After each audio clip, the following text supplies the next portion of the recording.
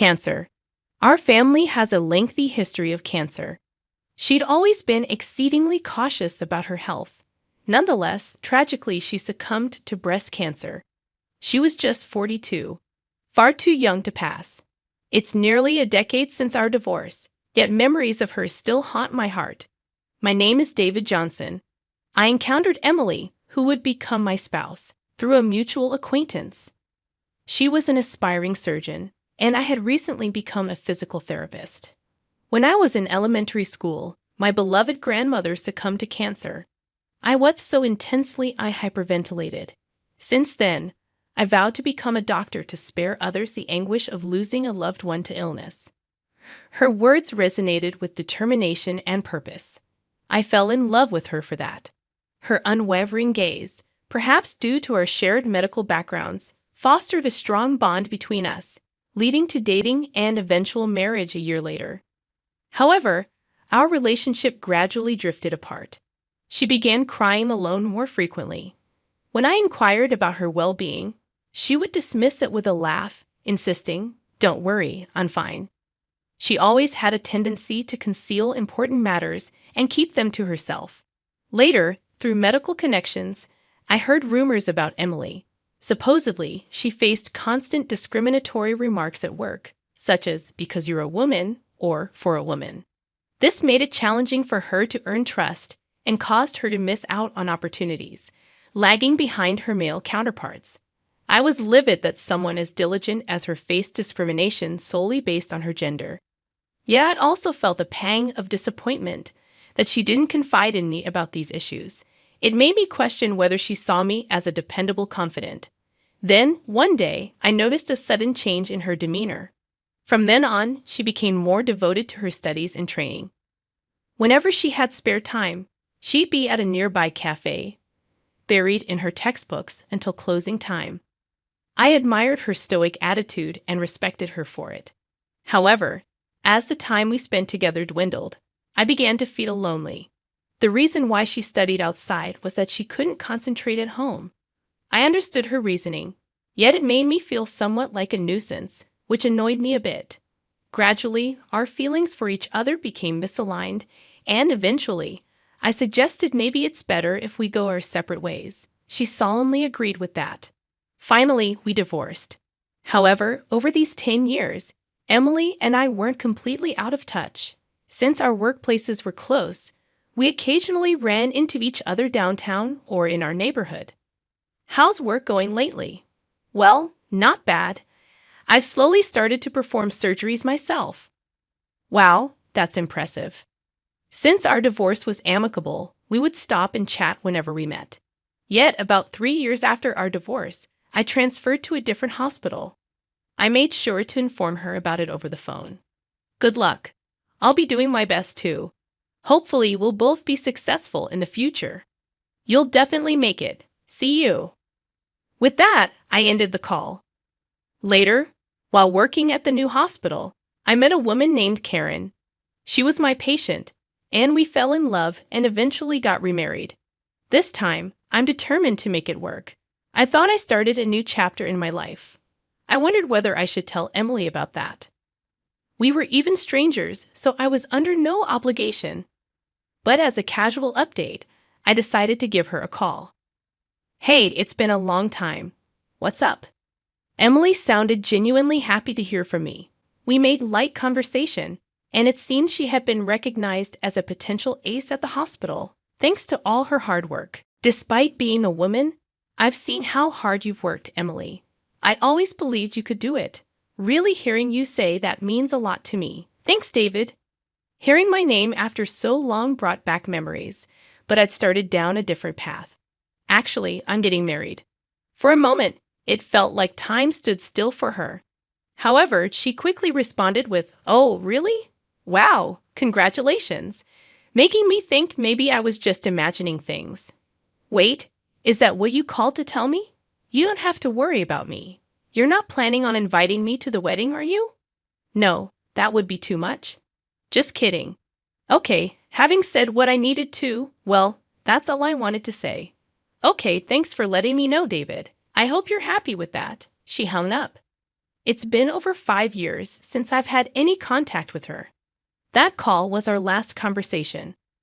When I arrived at Emily's viewing, I was surprised by the sheer number of people coming and going. I saw Emily's cousin and greeted him. "Hi, David. Long time no see. You look well." His name is Alex. He was the one who informed me of Emily's passing. "You seem well too, but this is quite a crowd." "Most of them are from the hospital where Emily worked." "Work? Many patients came as well." "Patients too. Yes. So many people were saved by her surgeries. I can't believe someone so amazing was part of our family. I'm really proud." Alex's tears made me feel a lump in my throat. Emily had lived up to her word, wanting to save many people. It's clear she was respected and acknowledged for her efforts as a surgeon by so many. But I wished Emily had taken better care of herself too. It must have been tough fighting the disease for over 6 years. I turned to Alex in surprise. 6 years? The last time I spoke to Emily was 5 years ago. That means she was already battling breast cancer then. Why didn't she tell me? I felt a rush of anger towards her, but I caught myself quickly. At that time, I called to tell her about my upcoming marriage. Perhaps she thought that telling her ex-husband about her cancer would only burden me as I was starting a new chapter. In a way, by announcing my marriage, I distanced myself from her while she faced her fears alone. What a cruel thing I have done. As I offered a flower at her altar, I apologized, regretting my actions. That day, "I'm sorry, Emily, for not realizing sooner." I gave a slight nod to her parents, who were still in tears, struggling to come to terms with their loss. Emily was a great person who saved many lives. But to them, she was their irreplaceable daughter. They must have never wanted to witness her passing. The thought made my heart ache. That's when it happened. "David, do you have a moment right now?" Alex tapped me on the shoulder. "Yes, sure. What's up?" "Actually, there's someone who wants to meet you. Could you come with me?" "Someone wants to meet me. Who is it?" He gestured towards a man. "The gentleman right there. He's Emily's current husband." Hearing that, I was taken aback. Her husband faced me and greeted politely, saying, "Pleased to meet you. I'm Raymond." He seemed significantly older. From our conversation, I learned he was the deputy director at the hospital where Emily worked. So she had remarried a highly experienced doctor. However, as her ex-husband, meeting Raymond in that context felt oddly uncomfortable. "I'm sorry to take your time. Actually, I have something important I'd like to discuss with you." Raymond and Emily had been planning to open their own hospital. I remember her once saying, "I'd love to build a hospital someday, though I know it's a long shot." I never imagined they were close to making that dream a reality. Her determination never ceased to amaze me. We married 2 years ago. Despite her battle with cancer, she continued to perform surgeries, facing each patient with dedication. I was drawn to her relentless spirit. I knew her prognosis wasn't good, but I wanted to marry her, hoping for the best. Even as a doctor, we wanted to open our hospital together. Raymond wiped away his tears with a handkerchief. He expressed regret that they were so close to realizing their dream, yet it remained unfulfilled. Though Emily has passed, I want to carry on her will, open the hospital, and continue helping many patients, just as she did. His gaze was as steadfast as Emily's had been. Now, to the matter at hand. We had planned to include a facility to support disabled individuals within the hospital. Support for the disabled too. So, you'll eventually need physical therapists. Exactly. And about the physical therapist position, I was hoping you would consider joining us. Me? I was utterly surprised by the unexpected offer. But he mentioned that Emily had recommended me for the role when they first discussed opening the hospital. Why would Emily recommend me? He smiled. She always spoke highly of you, praising your ability to empathize with patients and motivate them with your words. She even said that one of the reasons she persevered as a surgeon was due to your encouragement. I must admit, her smile when she spoke of you even made me a bit jealous. She said that about me. Then something even more surprising came up. it's possible that she still had feelings for you. What? She never mentioned anything like that in front of me, but there were moments when she seemed to be lost in thought, as if she was conversing with memories deep within her. I believe those were moments with you. Raymond's words made me recall my last conversation with her. Indeed, there was an awkward pause when I informed her of my marriage. To think she still had feelings for me was a shock. I never stopped caring about Emily either.